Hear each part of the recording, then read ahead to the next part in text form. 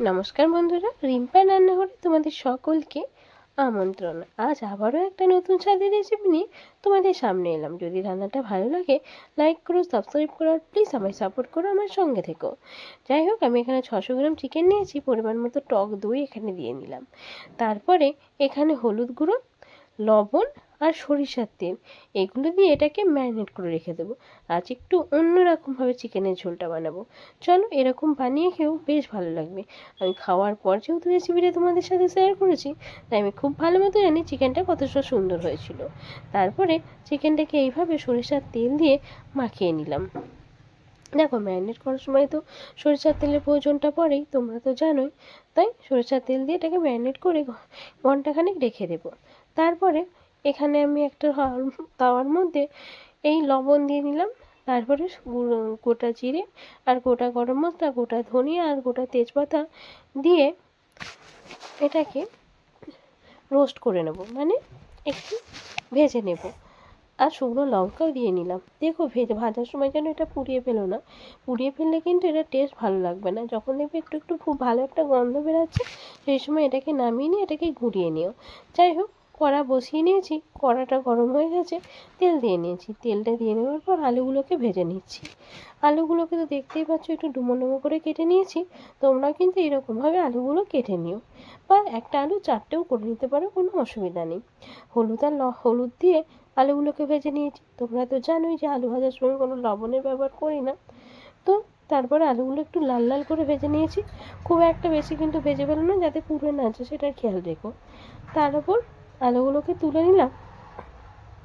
তুলে নেওয়ার পর ওই তেলের মধ্যেই শুকনো লঙ্কা, তেজপাতা আর গোটা গরম মশলা ফোড়ন দিয়ে নিয়েছি। ফোড়নটা যখন একটু ভালো মতো ভাজা হয়ে গেছে, সেই সময় আমি এবার পেঁয়াজ দিয়ে নেব। পেঁয়াজটা দিয়ে নেওয়ার পর এখানে একটু পেঁয়াজের পরিমাণটা বুঝে দিও।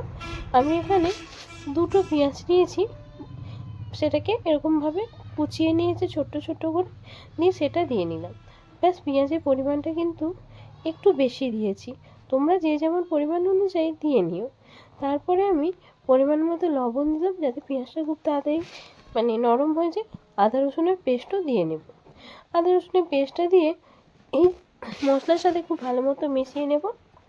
মিশিয়ে নিয়ে আদা রসুনের কাঁচা গন্ধটা যাওয়ার অপেক্ষা করব। টমেটো আর আজকে পেস্ট বানাইনি, এরকমভাবে ছোট্ট ছোট করে কুচিয়ে দিয়ে দিলাম। তাতেও কিন্তু এই রান্নার স্বাদটা বেশ ভালোই এসেছে। তো যাই হোক, টমেটোটা দিয়ে নেওয়ার পর এটার সঙ্গে মিশিয়ে নিয়ে এটাকেও কিছুক্ষণ হতে দেব। তারপরে কালারের জন্য এখানে কাশ্মীরি লঙ্কার ব্যবহার করেছি। তোমরা যদি চাও এখানে কাশ্মীরি লঙ্কার ব্যবহার করতে পারো, আর কেউ যদি না চাও করো না। ব্যাস, কিছুক্ষণ এটাকে এইভাবেই হতে দিলাম। হতে দিয়ে যখন দেখলাম টমেটোটা খুব ভালো মতো সিদ্ধ হয়েছে, টমেটোটাকে একটু ও মশলার সাথে মিশিয়ে নিলাম। মিশিয়ে নেওয়ার পর এটাকে এর মধ্যে চিকেনটা দিয়ে নিলাম। চিকেনটা এখানে কিন্তু আমি মশলাটা কষার সময় কিন্তু কোনো জিরে গুঁড়ো বা হলুদ ধনিয়া গুঁড়োর ব্যবহার করিনি, তোমরা দেখতেই পেলে। এবার চিকেনটা দিয়ে নেওয়ার পর খুব ভালো মতো মশলার সাথে মিশিয়ে নিলাম। দেখো, রান্না যত ঘুরিয়ে ফিরিয়ে করবে, তত কিন্তু রান্নার টেস্ট আসবে ভালো, আর একটু অন্যরকম লাগবে। হাই ফ্লেমে কিছুক্ষণ মাংসটাকে রান্না করে নেওয়ার পর জলটা যখন শুকিয়ে এসছে, সেই সময় এর মধ্যে আমি যে গুঁড়িয়ে রেখেছিলাম যে মশলাটা, সেটা দিয়ে নেব। এই দেখো, দিয়ে নিলাম। এতে যেহেতু ধনিয়া আর জিরে আছে, সেই জন্য আর আলাদা করে আমি ধনে গুঁড়ো জিরে গুঁড়ো দিইনি। তো তারপরে মশলাটা দিয়ে নেওয়ার পর বেশ কিছুক্ষণ এবার কষিয়ে নেব। দেখতেই পাচ্ছ, আগের কিন্তু মশলাটাকে বেশ কিছুক্ষণ আমি কষিয়ে নিয়েছি। তেলটাও কিন্তু ছেড়ে ছেড়ে এসছে। হাই ফ্লেমে কষিয়েছি তো ওর জন্য। তারপরে এই মশলাটাকে দিয়ে মিশিয়ে নিয়েছি। মিশিয়ে নেওয়ার পর এবার কিন্তু ফ্লেমটা আমি লো করে দিয়েছিলাম। দিয়ে আর একটু জলও দিয়ে নিয়েছি। এবার আলুগুলো দিয়ে নিলাম। দিয়ে মাংসটাকে আরও বেশ কিছুক্ষণ কষিয়ে নেব। আলুগুলো যেহেতু সিদ্ধ হতে সময় লাগবে, সেই জন্য আলুগুলোকে কিন্তু প্রথমেই দিয়ে নিলাম। চিকেনটাকে এবার লো ফ্লেমে আমি কষাতে থাকবো। লো ফ্লেমে কষালেই কিন্তু চিকেনের যে জলটা আছে সেটা বেরিয়ে আসবে। তাই চিকেনটাকে কিন্তু লো ফ্লেমেই কষাবে, সামান্য একটু জল দিয়ে। তারপরে বারবার ঢেকে ঢেকে আমি চিকেনটাকে কষিয়ে নেব। খুব ভালো মতো যখন দেখবো সিদ্ধ হয়ে গেছে আলু আর চিকেন, দেখো তেলও খুব ভালো মতো ছেড়ে দিয়েছে। এই সময় পরিমাণ মতো আমি জল দিয়ে নিলাম। তোমরা চাইলে এখানে গরম জলের ব্যবহার করতে পারো, আমি কিন্তু গরম জলের ব্যবহার করিনি।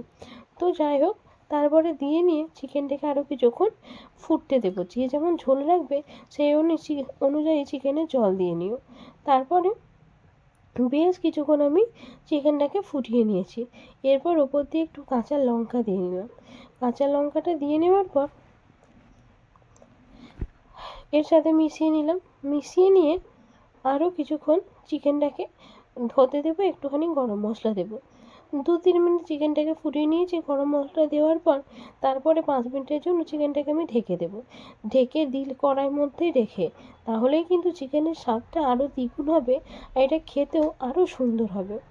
যাই হোক, দেখলে 2-3 মিনিট ফুটিয়ে নিয়ে আমি চিকেনটাকে এবার গ্যাসের ফ্লেম বন্ধ করে ঢেকে নিয়েছি। দেখো, ঢাকা খুলে দেওয়ার পরে কালারটা দেখো, দেখতে পাচ্ছ কতটা সুন্দর এসছে। সত্যি সুন্দর আছে চিকেনের কালারটা, অসম্ভব সুন্দর হয়। একবার খেয়ে দেখো, বেশ ভালো লাগবে। আজকে এই পর্যন্ত।